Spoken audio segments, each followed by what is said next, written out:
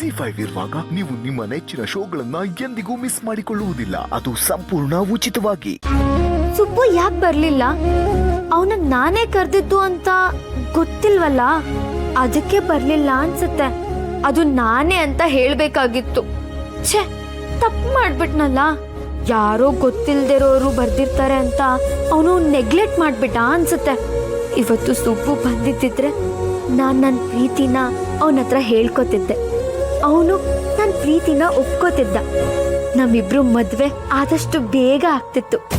ಆದ್ರೆ ಅದ್ಯಾವುದು ಈಗ ಆಗಲ್ವಲ್ಲ. ಮತ್ತೆ ನಾನು ಅವನು ಪ್ರಪೋಸ್ ಮಾಡೋ ದಿನ ಯಾವಾಗ ಬರುತ್ತೋ ಏನೋ.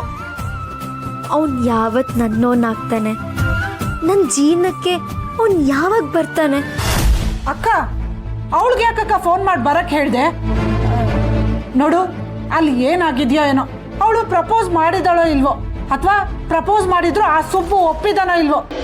ನೋಡಕ್ಕ, ನಮ್ಮ ಹುಡುಗಿ ಚಾಲಾಕಿ ಇದ್ದಾಳೆ.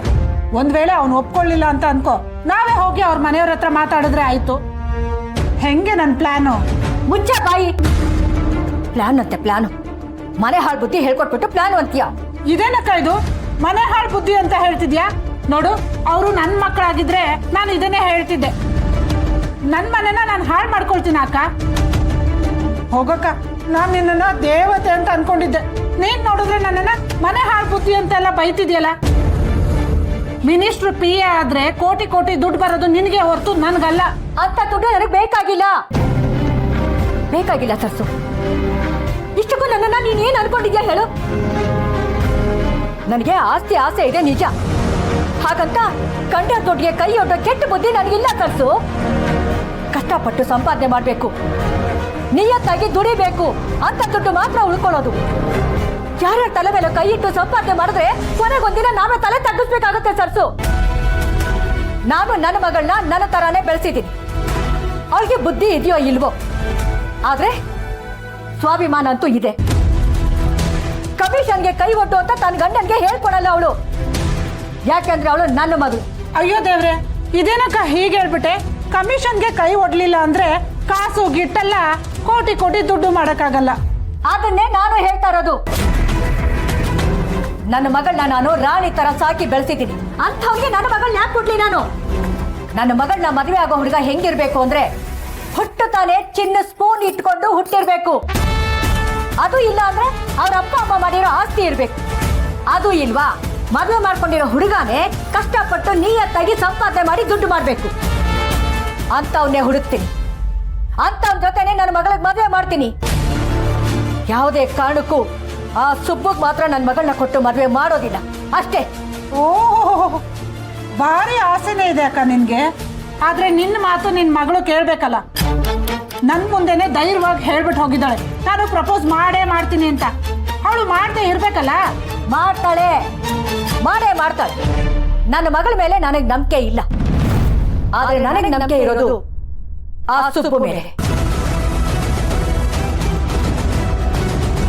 ಏನಕ್ಕ ಹೇಳ್ತಿದ್ಯಾ ನೀನು? ನಂಬಿಕೆ ಇರೋದು ಆ ಸುಬ್ಬು ಮೇಲ? ಹೌದು. ಯಾಕೆಂದ್ರೆ ಅವನು ನಿಯತ್ತಾಗಿ ಜೀವನನ ಮಾಡ್ಬೇಕು ಅಂತ ಆಸೆ ಇಟ್ಕೊಂಡಿರೋ ಹುಡುಗ. ಅದು ಅಲ್ಲದೆ ಈಗ ತಂಗಿ ಮದುವೆ ಬೇರೆ, ಮನೆಯವ್ರನ್ನೆಲ್ಲ ತುಂಬಾ ಚೆನ್ನಾಗಿ ನೋಡ್ಕೋಬೇಕು ಅಂತ ಕನ್ಸುಗಳನ್ನ ಕಟ್ಕೊಂಡಿರೋ ಹುಡುಗ. ಈಗ ಅಂಥವ್ರ ಮುಂದೆ ನನ್ನ ಮಗಳು ಹೋಗಿ ನಾನು ನಿನ್ನ ಪ್ರೀತಿ ಮಾಡ್ತೀನಿ ಹಾಗೆ ಹೀಗೆ ಅಂದ್ರೆ ಅವನದನ್ನ ತನ್ನ ಕಿವಿ ಮೇಲೂ ಹಾಕೊಳ್ಳಲ್ಲ ಅನ್ನೋ ನಂಬಿಕೆ ನನಗೆ. ಅಕ್ಕ, ಅಕಸ್ಮಾತ್ ಅವನು ಒಪ್ಕೊಂಡ್ಬಿಟ್ರೆ? ಹಾಗೊಂದು ವೇಳೆ ಒಪ್ಕೊಂಡ್ರೆ ಮಗಳಾಗಿ ಶ್ರೀವಲ್ಲಿ ಸೋಲ್ತಾಳೆ, ಮನುಷ್ಯನಾಗಿ ಸುಬ್ಬು ಸೋಲ್ತಾನೆ, ತಾಯಿಯಾಗಿ ನಾನ್ ಸೋಲ್ತೀನಿ. ಏನೇ ಆದ್ರೂ ಸರಿ ಸರ್ಸು, ನಾನ್ ಮಾತ್ರ ಈ ಮದುವೆಗೆ ಒಪ್ಕೊಳ್ಳೋದಿಲ್ಲ. ಅವಳೇನಾದ್ರೂ ಸಾಯ್ತೀನಿ ಅಂತ ಹೆದರ್ಸಿದ್ರೆ? ಇದನ್ನೆಲ್ಲ ನೋಡಕ್ ಮುಂಚೆ ನಾನೇ ಕಣ್ಣು ಮುಚ್ಕೋತೀನಿ ಅಂತ ಹೆದರ್ಸ್ತೀನಿ, ಸರಿನಾ?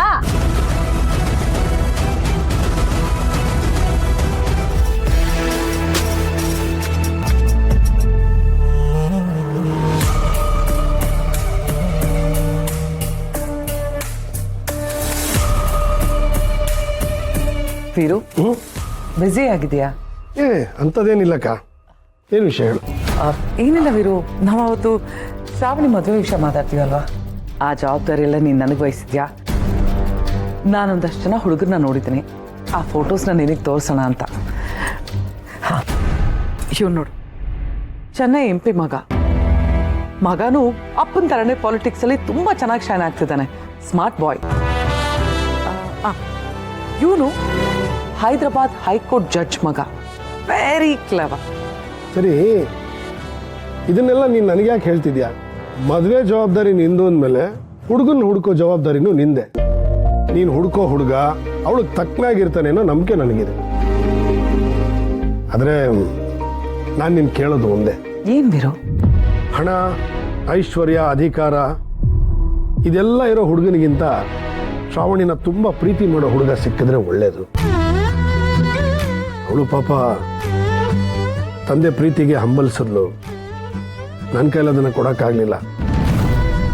ಕಡೆ ಪಕ್ಷ ಅವಳನ್ನು ಮದುವೆ ಆಗೋ ಹುಡುಗನಾದರೂ ಅವಳು ಕಳ್ಕೊಂಡಿರೋ ಪ್ರೀತಿನೆಲ್ಲ ಅವಳಿಗೆ ಕೊಡಲಿ. ಇಷ್ಟೇ ನನ್ನ ಕೋರಿಕೆ. ಪರವಾಗಿಲ್ಲ, ಹುಡುಗ ಹುಡುಕೋ ಜವಾಬ್ದಾರಿ ನೀನು ನನಗೆ ವಹಿಸಿದ್ರು. ಹುಡುಗ ಹೇಗಿರ್ಬೇಕು ಅಂತ ನೀನೇ ತಾನೇ ಹೇಳಬೇಕು. ಛೇ, ನಾನು ಆ ಅರ್ಥದಲ್ಲಿ ಹೇಳಲಿಲ್ಲ ಅಕ್ಕ. ಸುಮ್ಮನೆ ಅವಳ ಬಗ್ಗೆ ನನಗೆ ಅನಿಸಿದ್ದನ್ನೇ ಹೇಳಿದೆ ಅಷ್ಟೇ. ನಾನು ಹೇಳ್ದಿದ್ರು ಅಂಥ ಹುಡುಗನ್ನೇ ಹುಡುಕಿ ಮದುವೆ ಮಾಡ್ತೀಯ ಅಂತ ನನಗೆ ಗೊತ್ತು. ಖಂಡಿತ ಅಂತ ಹುಡುಗನೇ ಹುಡುಕೋಣ.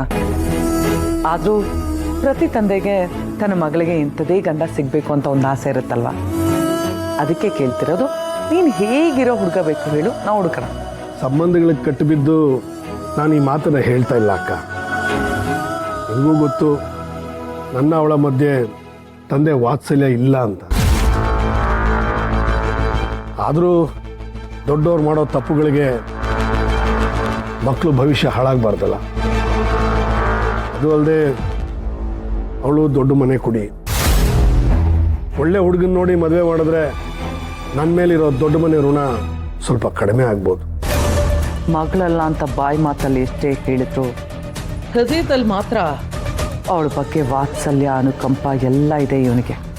ಇವನಿಗೆ ಗೊತ್ತಿಲ್ಲದೇನೆ ಅವಳಿಗೋಸ್ಕರ ಇವನ ಹೃದಯ ಮಿಡಿತಾನೇ ಇರುತ್ತೆ.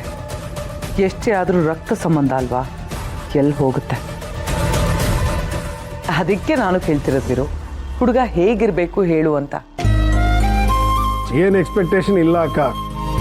ಹುಡುಗ ವಿನಯವಂತನಾಗಿರಬೇಕು, ಒಳ್ಳೆ ಸಂಸ್ಕಾರ ಇರಬೇಕು, ನಮ್ಮ ಮನೆತನದ ಬಗ್ಗೆ ಗೌರವ ಇರಬೇಕು, ಶ್ರಾವಣಿ ಬಗ್ಗೆ ನಮ್ಮ ಸಂಸಾರದ ಬಗ್ಗೆ ತಿಳಿದವನಾಗಿದ್ರೆ ಒಳ್ಳೆಯದು. ಹಣ, ಅಂತಸ್ತು ಎಲ್ಲ ಇದ್ರೂ ಕೂಡ ಎಲ್ಲರ ಬಾಯಿಂದನೂ ಅವನು ಒಳ್ಳೆ ಹುಡುಗ ಅಂತ ಅನ್ನಿಸ್ಕೋಬೇಕು. ಶ್ರಾವಣಿನ ಮನಸ್ಸಿನಲ್ಲಿ ಆರಾಧಿಸುವಂತನಾಗಿರ್ಬೇಕು. ಅವಳನ್ನ ಮಗು ಥರ ನಡೆಸ್ಕೋಬೇಕು. ಅವಳಿಗೆ ಕಾವಲಾಗಿದ್ದು ಹೆಜ್ಜೆಗೆ ಹೆಜ್ಜೆನ ಕೂಡಿಸ್ಬೇಕು. ಅಂತ ಹುಡುಗ ಸಿಕ್ಕಿದ್ರೆ ಧಾರಾಳವಾಗಿ ದಾರ ಎರೆದು ಕೊಡ್ಬೋದು. ಸರಿ ಬಿಡು, ನೋಡೋಣ. ಅಂತ ಹುಡುಗ ಆದಷ್ಟು ಬೇಗ ಸಿಗಲಿ, ನಾವು ಆದಷ್ಟು ಬೇಗ ಮದುವೆ ಕೆಲಸ ಶುರು ಮಾಡೋಣ. You continue.